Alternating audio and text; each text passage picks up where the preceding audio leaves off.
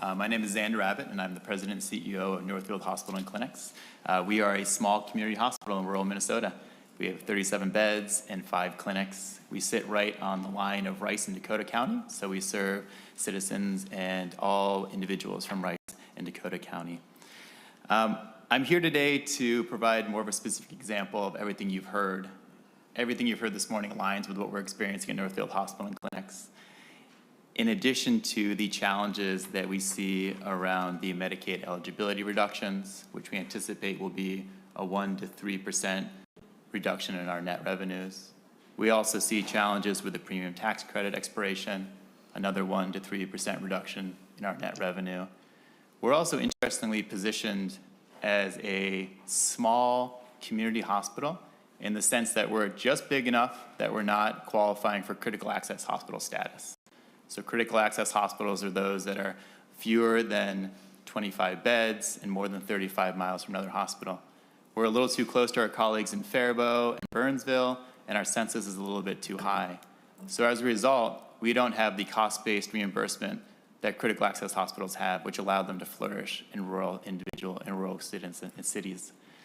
That means that we rely on the money coming in for the care we provide to balance out with their expenses to ensure that we can continue to thrive to support our communities.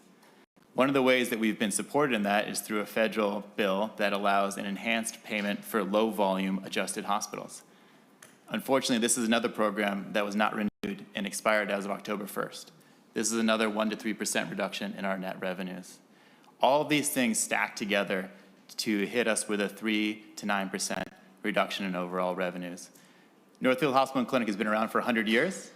We're not going anywhere. We're going to be around to serve the people in our communities. But this is making it harder and harder. 2 years ago, we lost $10 million.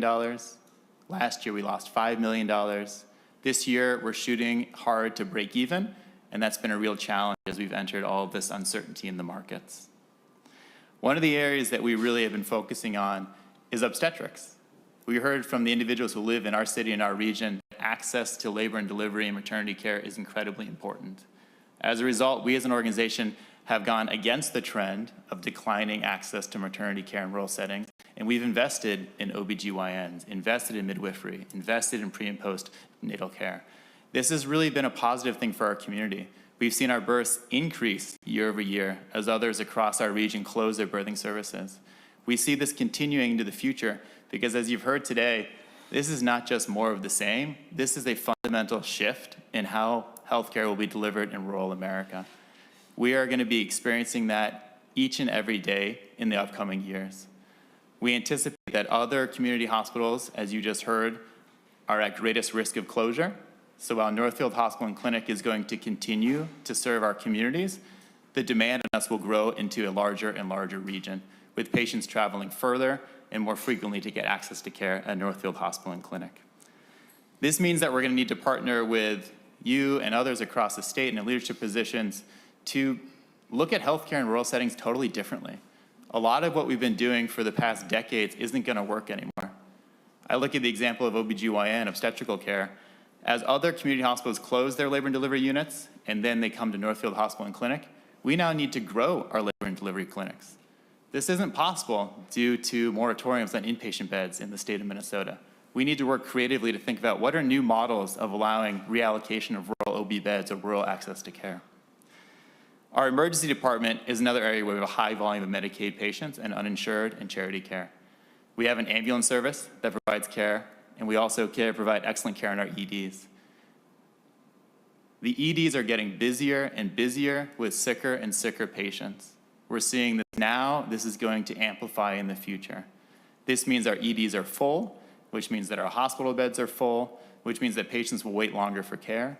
And this will happen across the state as others in rural communities have to close their services.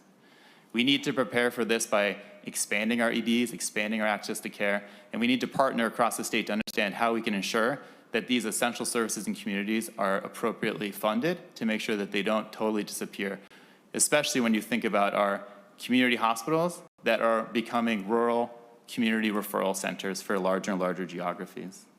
The last opportunity I'll highlight is that right now there is a lot of money in the Rural Health Transformation Program at the federal level.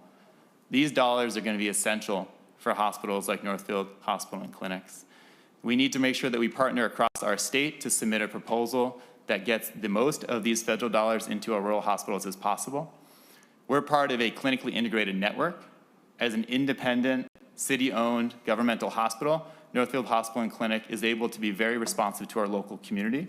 We've partnered with 20 other rural hospitals across the state to come together into what's called the Headwaters Network. This group works to improve our care by sharing best practices and looking at clinical workflows, and also have more leveraging power when we try to get the best pricing when we buy products, and we partner with our insurance colleagues to make sure that care is provided to our communities. Headwaters Clinically Integrated Network has put forward great proposals to ensure that these $50 billion of Rural Health Transformation Program dollars make it to rural hospitals like Northfield Hospital and Clinic, and we're strongly supportive of making sure those dollars flow to the local communities. Thank you for the opportunity. I'd welcome any questions. Thank you. I have a question for you. Based on the information that was provided by the testifier before you, between the cuts to Medicaid eligibility and the cuts to the ACA individual market, leading to more uninsured people needing care, they are estimating a total of $384 million a year in increased charity care costs, needs across the state. Can you talk to us about what an increase to that portion of what your hospital does would look like? We're in the process right now of looking at our 2026 budget, and we're beginning to forecast exactly what you just described.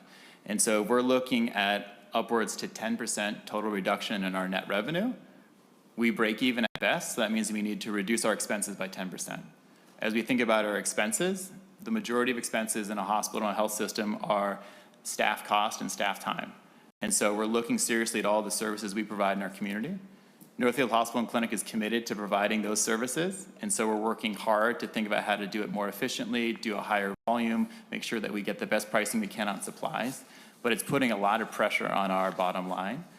Our hospital is incredibly well supported by our community. So one thing we're doing is we're looking at our local businesses. We're looking at our local philanthropic community. We're looking at our local city to say, how can we partner with you to ensure that we keep these services in our community? Because we're not getting them at the federal or state level anymore, so we need to look to our colleagues across our local settings.